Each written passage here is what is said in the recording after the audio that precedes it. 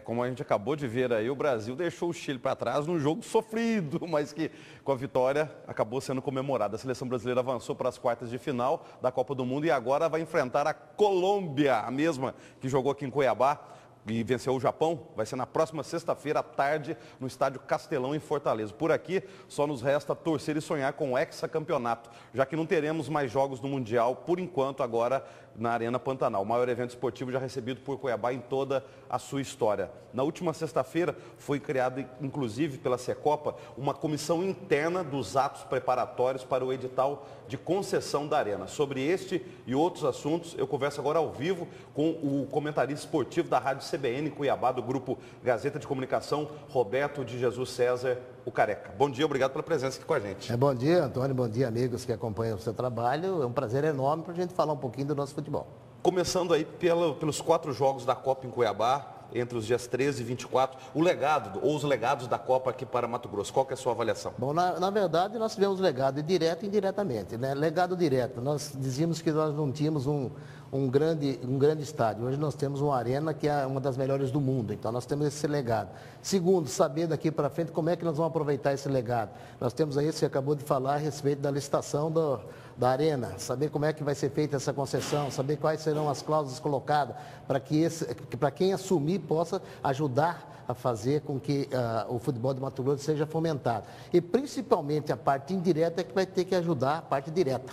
Quando eu falo indireta, obras, viaduto, uma mobilidade urbana espetacular, um transporte daqui a pouco de primeiro mundo. Isso, se não tivesse a Copa, não tivesse futebol, nós precisávamos dessas obras, mas com certeza nós ficaríamos mais 50 anos para frente para tê-las. Quando se fala da licitação da arena e também dessa questão do futebol mato-grossense, a grande preocupação é, será que temos condições de sediar jogos do campeonato estadual na Arena Pantanal?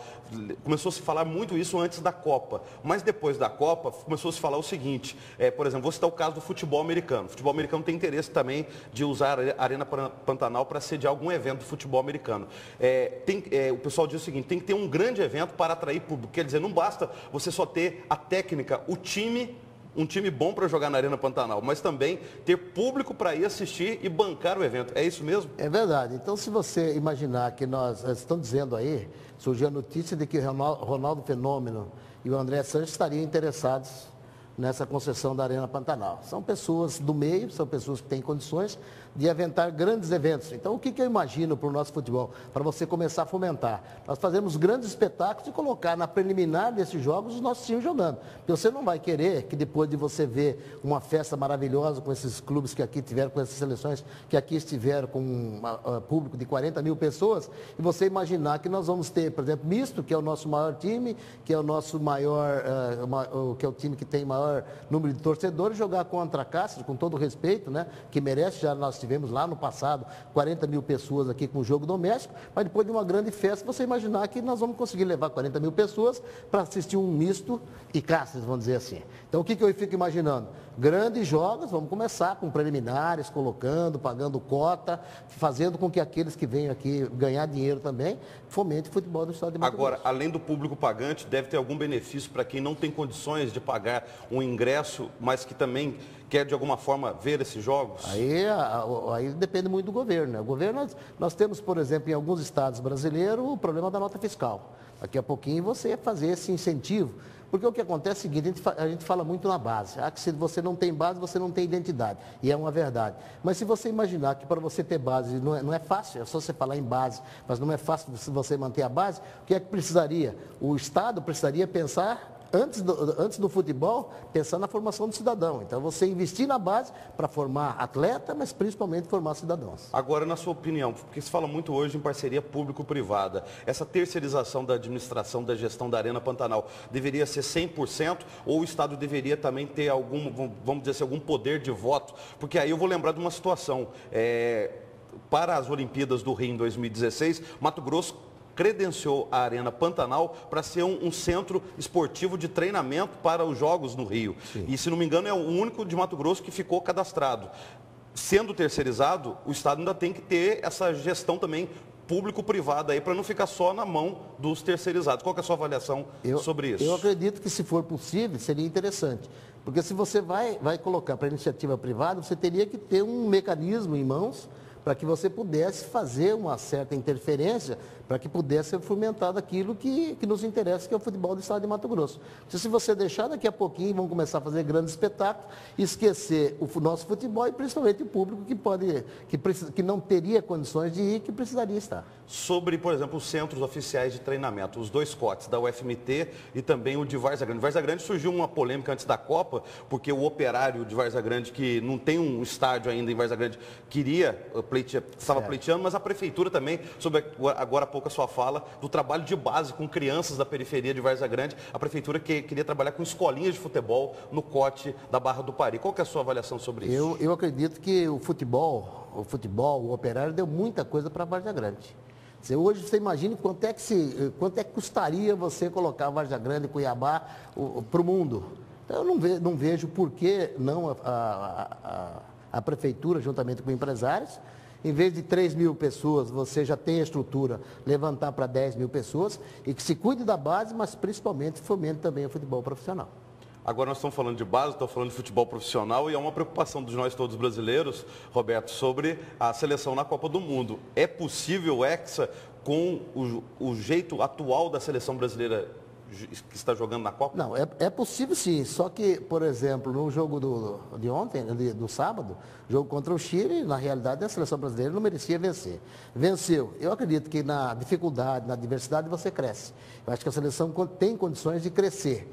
Precisa jogar melhor. Não dá para você ficar imaginando que o Davi Luiz vai passar o tempo todo chutando a bola lá da defesa, tentando chegar ao ataque. Faltando o quê? Precisa ter no meio. Eu acredito que o Filipão poderia fazer alguma coisa, fazer uma mudança, tirar o Fred, que não está. Que a bola não é que o Fred está mal, mas a bola não está chegando. Daqui a pouquinho colocar mais um jogador de meio campo para a bola circular um pouco no meio, a gente ter a facilidade e principalmente ter a perspicácia de ficar atento durante os 90 minutos, porque o gol que nós levamos é brincadeira. Pois é, se a gente ouvir aí os comentaristas em nível nacional, o pessoal tem criticado muito o jeito da seleção brasileira de jogar, comparando aí com as outras seleções que estão na Copa. Eu vou recordar aqui duas situações. Década de 70, o overlap criado pelo Cláudio Coutinho no Flamengo, que os laterais Júnior e Leandro iam e quem estava jogando na frente, como o Tita, o próprio o outro jogador da esquerda, que eu não me lembro agora, voltavam para cobrir. Sim. E na década de 80, eu lembro do Jô Soares cobrando bota a ponta, Tele.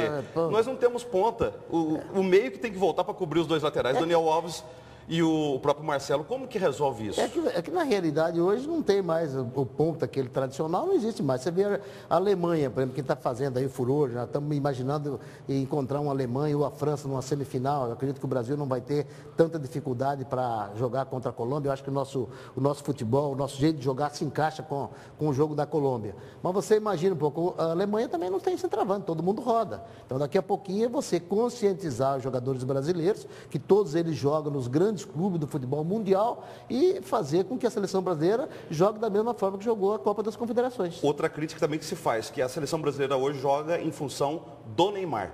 Qual que é a sua avaliação sobre isso? Existe essa Neymar dependência ou não? Não, existe. Hoje, e são todos, né? Todas as grandes equipes, seleções dependem de um jogador. E o Brasil depende de Neymar. Eles dizem assim, mas o Neymar não jogou bem contra a equipe do Chile. Mas aqueles que nunca jogaram futebol e que só fica no afã de torcedor, não perceberam que o Neymar levou um tostão, uma paulistinha, como a gente dizia, logo no início do jogo. E aquilo incomodou o Neymar todo o tempo. Tanto é que teve uma jogada que o Neymar driblou, ele entrou para bater de perna esquerda e faltou o pé de apoio para poder bater e fazer o gol. E as pessoas que às vezes não entendem, que nunca jogaram, que só está no afã de torcer, reclamam. Mas a coisa é trabalhada, o jogo é duro, né? Eu espero que o Brasil consiga chegar. Outra coisa também que preocupa os torcedores é o estado emocional da seleção brasileira. O pessoal chamou muita atenção daquela imagem do Thiago Silva, capitão da seleção, sentado na bola, tomando água. Ele colocou nas redes sociais, gente, eu estava fazendo uma oração antes dos pênaltis ali. Aí o choro dos jogadores.